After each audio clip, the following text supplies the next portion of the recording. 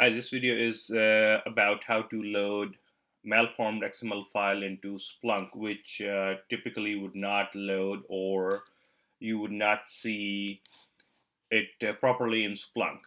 For this demo, I am using Splunk version 6.5, and if I look at my data, you see that both are large files. So I will start with the bad file.xml. Since it's a 996 meg and dated September 8th, just the sheer size of this file makes it a bit tricky to analyze this file because there's no editor that you can just dump this file and view it or view the contents. And then what I found out, there are no new line feeds or new line corrector or in this file, which makes it very difficult. I cannot use head command here, as if I do, watch what happens. It just keeps on going. So it doesn't load or it doesn't display the file properly. So how do you analyze it? Well, there's a trick that I use. I use Vim and I use bad file. And as I press enter, after a couple of seconds, I'll press Control C, which will truncate the load of this entire file into Vim. And it will give me a sample data that I can work with. So if I do this and press Control C, here's my sample data. From here, what I can see is my data is starting at response, followed by row space ID, and then this row ID doesn't close properly. So there are multiple fields within this tag, and then there is a closing bracket. Now my date comes right here, proper year, month, and day, followed by maybe a malformed time. I do not know. Looks like time, but I do not know. Then I see that date is properly closing. Followed by, I see a time field, time of stop, that has proper hours, minutes, and second, and then time of stop is closing. But that still doesn't answer the question where my this row is starting and where it's ending. Well, if I look at the beginning, I see that I have row and then row ID. So I am inclined to believe that my row starts either at row or row space ID. Well, what I'm going to do is I'm going to highlight or search all instances of row in this file. And I'm going to highlight my search. There it is. So now it gives me a better visual perspective and I can see where my data is starting and where it's ending. So I can see that my data is starting at row underscore ID and then it ends at / row. The next line starts at row ID and then it ends at /row, and so on and so forth. So this makes it very easy for me to write a regex query, and I can just copy this sample data and try to formulate my regex query. So here you can see I have 1, 2, and 3 complete line, and there's another record which is not completely closed since I do not see /row there due to screen restriction. I will go to regex 101 and I will try to formulate my regex. So here I see, since on this file I see that my data is starting at row space ID. So here I will say, okay, start with a group, give me everything row, followed by a space, then everything up until /row. And immediately my record has been selected the way I wanted it. And on the right hand side, it is evident that it is starting at row ID and then ending at /row. Then the other row is starting at row ID and ending at /row. So this is good. Now that makes job a lot easier to load this data. Now if I go to Splunk, and I could add data.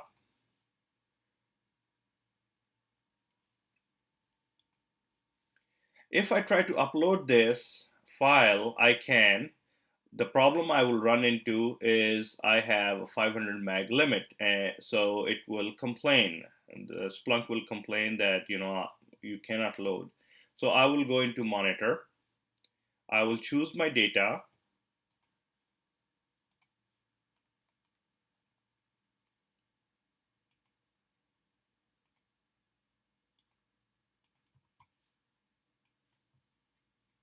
and then since it's a static file, I will choose index once and click next. Typically, when you add a file, Splunk immediately show you the rows and columns of the file or the fields of the file. In this case, it's not there. On the left hand side, the controls, if I go here, I see event breaks. There is auto, every line, and regex. To see my data in raw format, I will click every line and I see my data. Now, how do I break this data into proper rows? Well, since it's a one big huge line and then date and time format is the date stamp is wrong. It is the same date stamp of the file, and here we can verify that. So the file dated is September 8, 122, and here September 8, 122. And if I look at the date and timestamp, here it is, and that's not the time it's showing here. Furthermore, it's just one big large event. I need to break that down properly. Here, character set, I could add ASCII, doesn't really matter. One would think that since it's an XML file, adding KV mode into and letting it have XML control here should break the file properly or give me the field that I need, but it doesn't do anything. So KV mode is useless. I will remove that. However, what I can do is I can use a directive called line breaker, and then the regex that I created here, I can go copy it and paste it here. And immediately I see that Splunk was able to divide that entire data into individual rows. But there is still a problem. See this triangle, it says fail to parse timestamp during defaulting to file mod time. So it is the default time of that file. Well, how do I get exact date and time stamp from this record? For that, I will go to this timestamp control and I'll go to advanced. And in advanced, since this data is from East Coast, from Montgomery County in Maryland, so it will be in Eastern time zone. I could leave it auto, doesn't really matter. But if I leave it Eastern Standard Time, and then timestamp prefix. Prefix is what occurs just before time. So I will take date of stop. Date of stop I'm choosing because I want to combine date and time together. I want to pick them up in one scoop. I don't want to go to two steps to get that going. So right after date of stop, my time or date starts, so I will leave that as 0. Then what is my time? Here I see that Splunk was able to pick up proper date, but then there's a bunch of gibberish and it is showing up here as time. So I want to eliminate that and I want to pick up this proper time. So what I will do is I'll copy all this data and I will paste here in a format, and I will tell Splunk that right after date of stop I have year, month, and day. 4-digit year, 2 digits month, 2 digits day, followed by gibberish. Then I have hours, colon, minutes, colon, seconds. And then I just delete this. Now if I press tab, Splunk should pull proper time, and I should see an updated time here, updated timestamp right here. There it is. So now I have proper date and time. Now I can save this as an application, or I can click next to extract more fields, because right now all I have is this event segregated by date and time, and it is enclosed in proper rows. So I will go next. I'll call it bad data, and I will leave it in custom and search and reporting. Save. And then I'll go create a new index. I'll just call it bad data,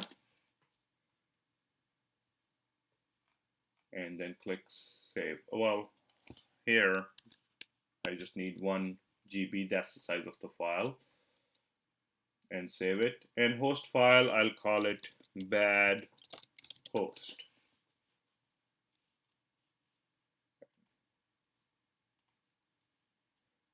Click on review. So here input type, file monitor, source is my bad file, continuously monitor, no, index 1, source type bad data, and so on and so forth. I click submit. So there it is. Now the task becomes how to extract fields. Well, there are 2 ways we can do that in GUI. I could go here and select a sample, doesn't matter which one. I'll just choose the biggest line that I see, and then I click next. I am fond of writing my own regex, so I will do that. So my first field is ID. So I will go to regex 101 site once more, and I'll say okay. Let's start with row, then underscore ID. So match all those instances. Then equal sign, and then quote. Then right after that, what I see is number, and I want to return this ID as a custom field name. So I will create a group here, and I will say return this field as ID,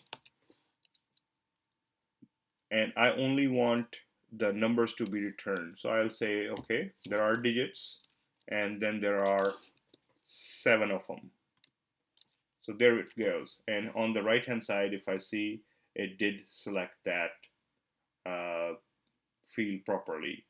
So now I have my regex defined for my first field. So I'll go back and paste that here, and let's see if that works. If I click on preview, there, all of my IDs have been selected. Now I can do UUID same way, and I want to return that as UUID. So I'll go paste my UUID, which has a space just before that, and let's see if it works. And there we go. So I am able to get the field. And I have 2 tabs, ID and UUID. Now I can similarly define all fields by regex and extract the proper data. So I will go back to regex 101 and craft my other fields, a couple of them, and I can see that it is able to pull these fields out. I'll just copy that, paste it here, and click preview, and let's see. I got ID, UUID, position, URL, date, time, agency, sub-agency, description, and if I scroll down, I see all my rows are happy. There are no X's like that one. This doesn't have any data, or matching data, so it's showing up as X. So I have my fields. Now I can click Save and click Finish. And I can just go explore the field I just created in search.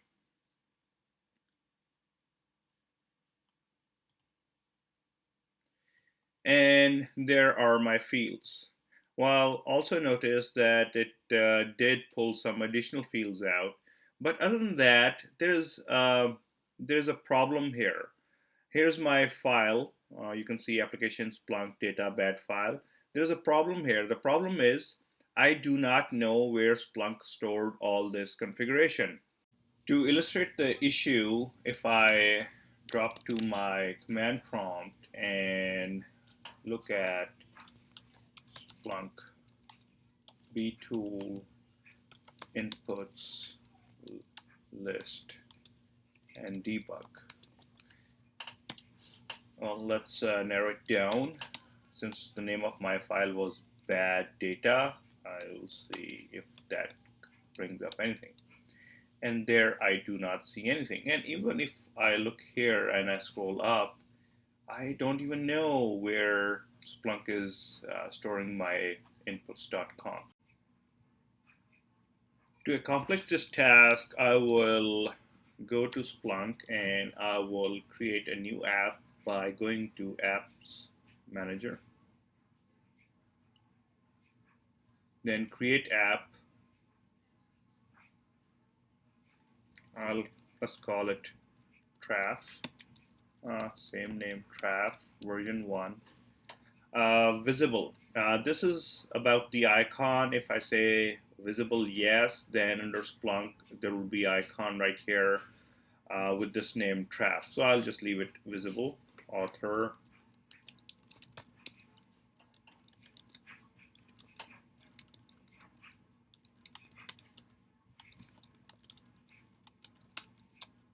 And I will need a bare bone application so that it will set up the folder structure, but nothing else. I will create my own config file and I click save.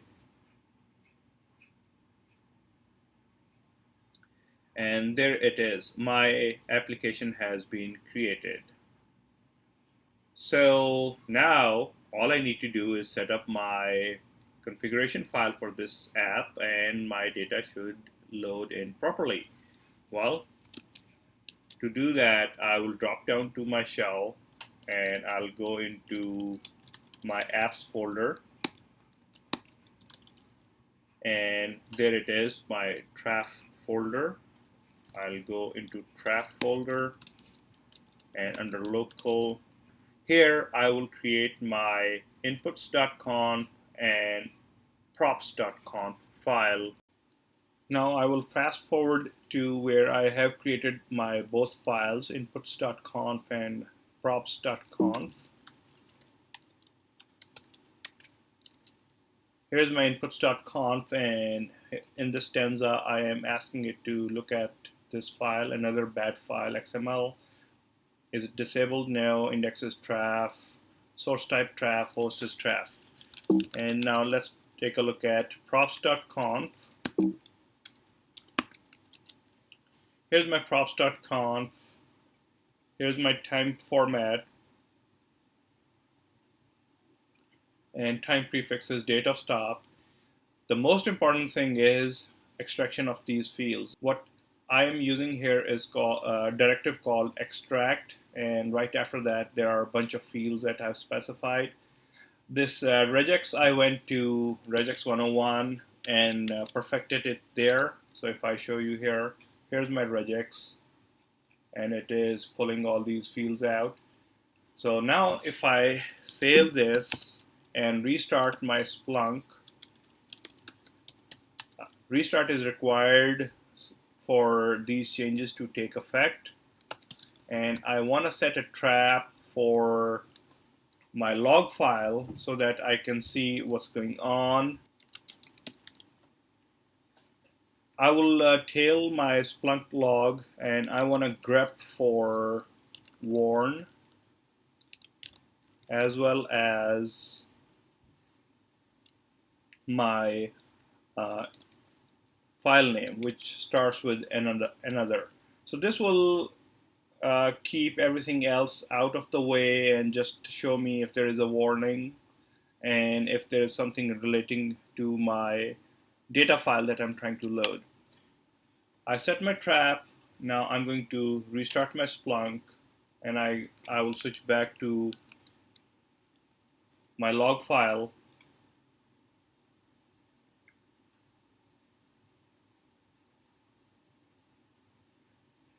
And here I can see there are a couple of warnings.